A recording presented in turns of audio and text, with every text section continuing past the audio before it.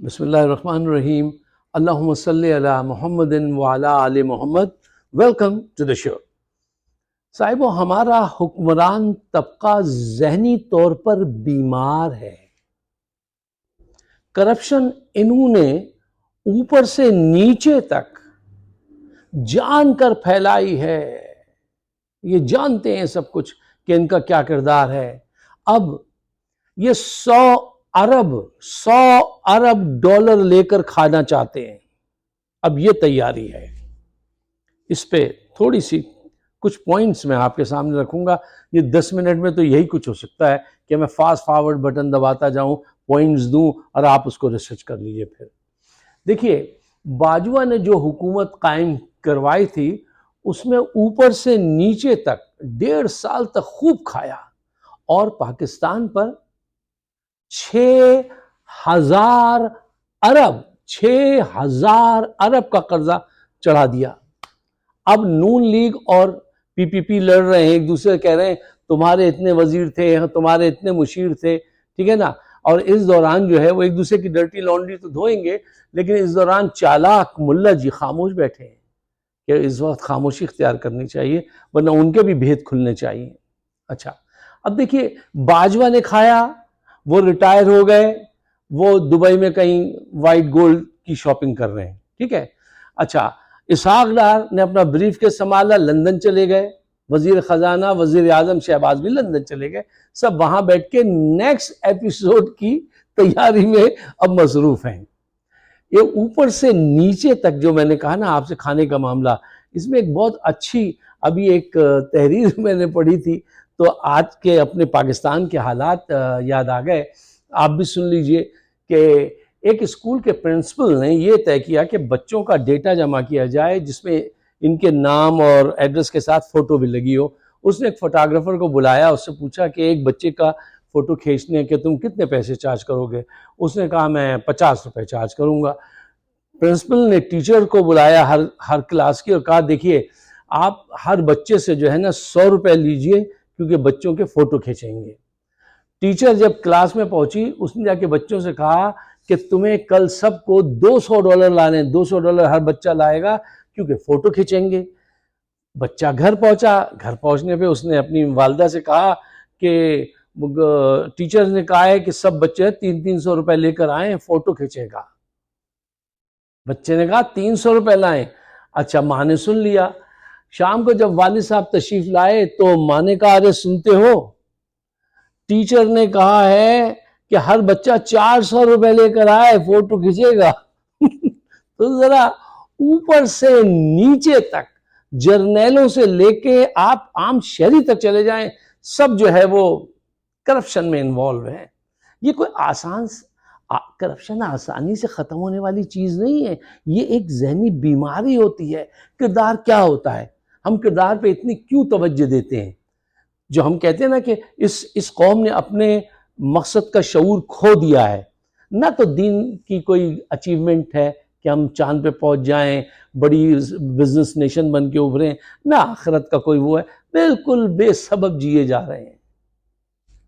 زندہ ہیں اس طرح کے غم زندگی بہت.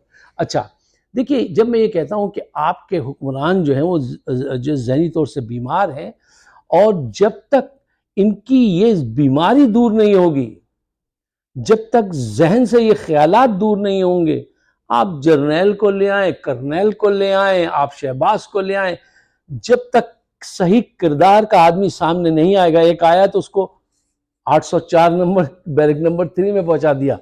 تو جب تک یہ حالات نہیں بدلیں گے، جس کے پاس بھی پاور ہے پاکستان میں، جرنیل سے لے کے چاہے وہ بینک مینیجر ہو، وہ کرپشن میں انوالو ہے اور رہے گا. کیونکہ دیکھیں، کرپشن کا تعلق آپ کی سوچ سے ہے، اور اگر آپ کی سوچ ہی بیمار ہے، آپ سوچ ذہنی طور سے ہی عیاش اور راشی اور وہ ہیں، تو آپ کوئی صحیح ایکشن تو نہیں لیں گے. اس کو آپ کہہ سکتے ہیں کہ فالٹ ان تھنکنگ، ہماری سوچ ہی خراب ہے. ایکچولی نفسیات میں اس کو کوگنیٹو ڈسٹورشن کہتے ہیں. اچھا، اس کی ڈیٹیل میں آپ کو جاننے کی ضرورت نہیں ہے. یہ کوگنیٹو ڈسٹورشن جو میں نے کہا وہ یہ ہے کہ جب آپ کے خیالات حالات سے کمپیٹیبل نہ ہو، ٹھیک ہے، اس کو ہم کہتے ہیں کہ یہ فالٹ ان تھنکنگ ان کے پیدا ہو گئی ہے۔ دیکھیے، ایک صحت مند دماغ ہی اچھا حکمران ہو سکتا ہے۔ جو چوری کی نیت سے آتے ہیں حکومت میں اور اپنے گرد ایسی ہی سوچ رکھنے والوں کو جمع کرتے ہیں، تو انجام گلستاں کیا ہوگا؟ یہ بڑی واضح سی باتیں ہیں، اور 8-10 منٹ میں تو یہ ایسے ہی سمجھائی جا سکتی ہیں کہ اب آپ اس پہ ریسرچ بھی کر کے دیکھیے گا۔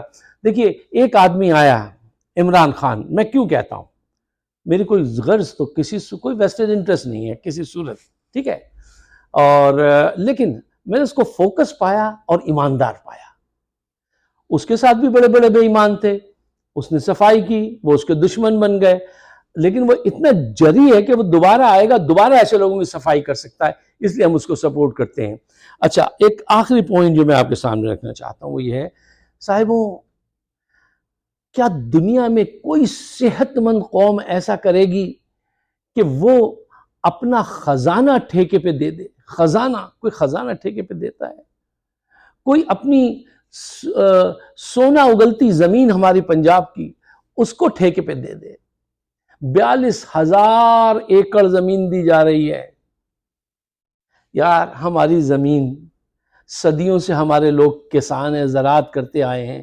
عمران خان نے ان کو آسان قسطوں پر قرضے دیے تھے، اچھی کھاد پرووائڈ کی تھی، 4-5 ساری فصلیں بڑی اچھی بہترین پیدا ہوئی تھیں، اور اب وہ مزید جدید ٹیکنالوجی کے ذریعے کسانوں کے بچوں کی ٹریننگ پہ لگا ہوا تھا کہ یورپ میں یہ پیداوار کیسے بڑھتے ہیں۔ یہ سارے کام رکوا دیے، صرف جلدی سے پیسہ حاصل ہو جائے، تو وہ یونائٹڈ عرب ایمریٹ، سعودی عربیہ کو کہہ رہے ہیں کہ یہ 42,000 ایکڑ زمین آپ لے لیجئے، اور اس کو آپ کی جو جرنیل جو ہیں وہ اس کو کنٹرول کریں گے، وہ مال بنائیں گے، اور یہ جو ہمارے لوگ ہیں معصوم عام شہری، اس کو ایک غلام کی حیثیت سے چابک لگاتے رہیں گے، کام کرتے رہو۔ یہ حق ہے ان لوگوں کا جو صدیوں سے آباد ہیں اس زمین پر، جو زمین کا سینہ چیر کر ہمیشہ سے اناج پیدا کرتے رہے ہیں، جو اپنا پسینہ اس دھرتی پہ نثار کرتے رہے ہیں، ان کا حق دینے کے بجائے ان سے جدید طریقے سے حق چھینا جا رہا ہے، اور آپ اور ہم آواز بھی نہ اٹھائیں۔ اچھا، اب آئیے ریکارڈک کی طرف۔ وہ $1 ٹریلین کا خزانہ ہے، $1 ٹریلین کا، جس کو عمران نے، وہ ایک جرمانہ ہو گیا تھا بہت لمبے اماؤنٹ کا، تو ایک ترکی سے مدد لی اور وہ معاف کروایا، اور اس پہ وہ ریسرچ کر کے اب آگے بڑھ رہا تھا۔ اس کو کہا، ایک صاحب فرما رہے تھے، پاکستان کے ایک جرنلسٹ، یہ بھی انہوں نے ڈسکور کیا ہے، عاصم منیر صاحب نے، ریکارڈک، یہ لیجئے۔ اس پہ مقدمہ تک ہوا، وہ بدماش اپنی کھا کے چلے گئے تھے، نواز شریف اور گروپ، ٹھیک ہے نا۔ یہ آیا عمران، اس نے وہ مقدمات، بہت لمبی رقم ادا کرنی تھی، وہ معاف کروایا، اس پہ کام شروع کیا تھا، اب انہوں نے آ کے پھر گلا دبا دیا۔ دیکھیے، کوئی قوم اتنا بڑا خزانہ، $1 ٹریلین سے بھی زیادہ کے خزانے ہیں، وہ اس پہ توجہ نہیں دے رہے، اس بات پہ توجہ دے رہے ہیں جلدی سے $100 ارب۔ ظاہر بات ہے، وہ تو ان کی نسلیں در نسلوں کو سنوار دیں گی، وہ کیسے حاصل کیے جائیں اور اس کو کیسے انجوائے کیا جائے۔ یہ ہو رہا ہے، آپ کے ساتھ یہ کھیل کھیلا جا رہا ہے۔ میں چاہتا ہوں کہ جو بھی پاکستان کے مستقبل سے کنسرن ہیں، وہ اس بات کو سامنے لائے، شاید کہ یہ بدل جائیں۔ دراصل ہوس زر جو ہوتی ہے نا، وہ جب آ جائے کسی انسان میں، تو بس پھر وہ ایسے ہی چلتا چلا جاتا ہے، اس کو روکنا ذرا مشکل ہوتا ہے، لیکن ہمارا آپ کا کام ہے مسلسل کہنا اور اس کو روکنے کی کوشش کرنا۔ اگر آپ میرے خیالات سے اتفاق کرتے ہیں تو برائے مہربانی اس کو شیئر ضرور کیجئے اپنے دوستوں کے ساتھ، اور ہمارا چینل ہے فائق صدیقی شو، یوٹیوب پر اگر آپ سبسکرائب کریں تو بہت اچھی بات ہے۔ شکریہ، خدا حافظ۔